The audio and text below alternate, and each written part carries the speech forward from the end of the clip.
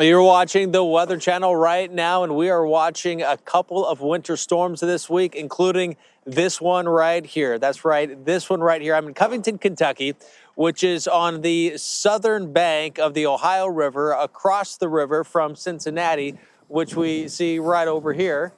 And you may or may not see the precipitation right now. We have some very light freezing rain, essentially like a freezing mist right now.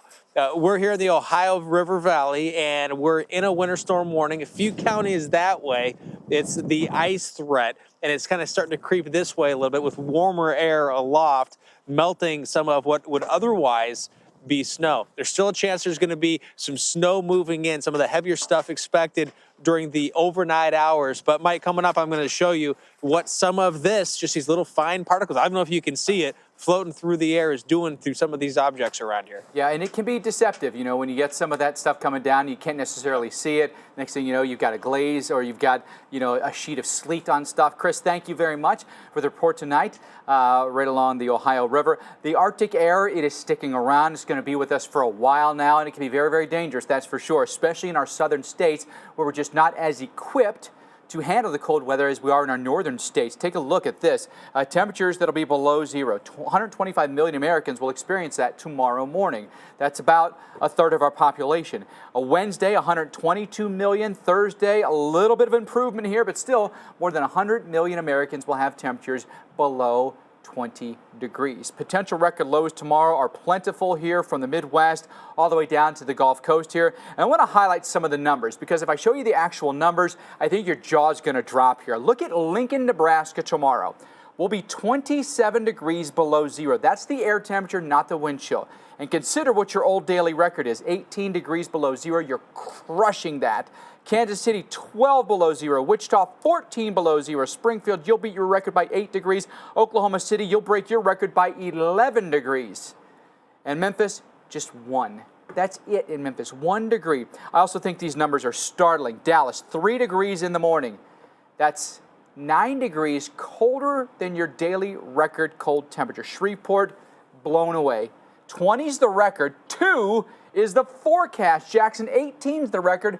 6 is your forecast. Record cold in New Orleans, Houston, Corpus, Austin, breaking your record by 14 degrees. Again, we're not just beating them by a little. We're beating them by immense amounts, which means the historical context here is these are the kind of records that wouldn't be broken for another 100 years. This truly is like a once-in-a-century type of event that's happening. Oklahoma City, our trend is good, though.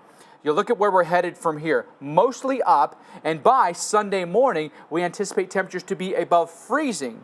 Now, these are for low temperatures, okay, so that's good. It means your high temperature is going to be even higher. For Chicago, we stay very chilly here, and the warmest we get for low temperatures, 25 on Monday, periods of snow that come in here, but the ultimate thing here is, folks, it is going to stay cold, and the snow that falls is going to stay. All right, just be ready for that. I mean, we're really in the grips of winter right now. All right, so that's the cold. We also have that warm side, including, the intense thunderstorms that came to us today, including hail in St. Augustine, Florida. We've had hail, we've had lightning, we've had high winds, we've had tornadoes even.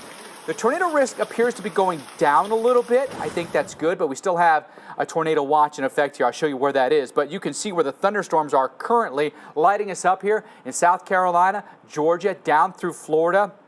There's a pretty intense line coming through Florida right now. Nothing severe thunderstorm warning. Again, that's a good sign, but Lake City down towards Cedar Key, really intense storms here. You're going to get nailed along I-75 from Lake City to Gainesville to Ocala, and eventually you'll get another round here into Jacksonville. We already had one that came through. Now you're getting another one. Look at that little renegade storm right there. You see that bad boy right there? That's a really intense thunderstorm. It's almost completely fizzled now, and the thunderstorm warning is kind of moot at this point. The storm's actually rolled out of this thunderstorm warning area, but Hampton and Jasper counties were under that warning. That storm almost no longer even exists for us here. But still, you get the point here, folks. A lot of storms are happening for us this evening in warm, moist, unstable air. Tornado watch in effect for us. That includes southern Georgia and then North Florida here. So Jacksonville, Gainesville, we're still in that. Tifton and Waycross, Georgia, we're in that as well. As far as the Torcon goes tonight, Torcon of 3 in this area here, Gainesville to Jacksonville over towards Savannah. Just want to give you the heads up that there's a lot more severe weather that could come for us tonight. have your phone in alert mode so that the severe warnings can come on your phone and you can react appropriately when those warnings are issued. When we come back here on Weather Underground in our next hour, more coverage of our winter storms that are hitting right now. Our meteorologists are in the field from the plains to the Midwest, keeping you covered. We're back after this.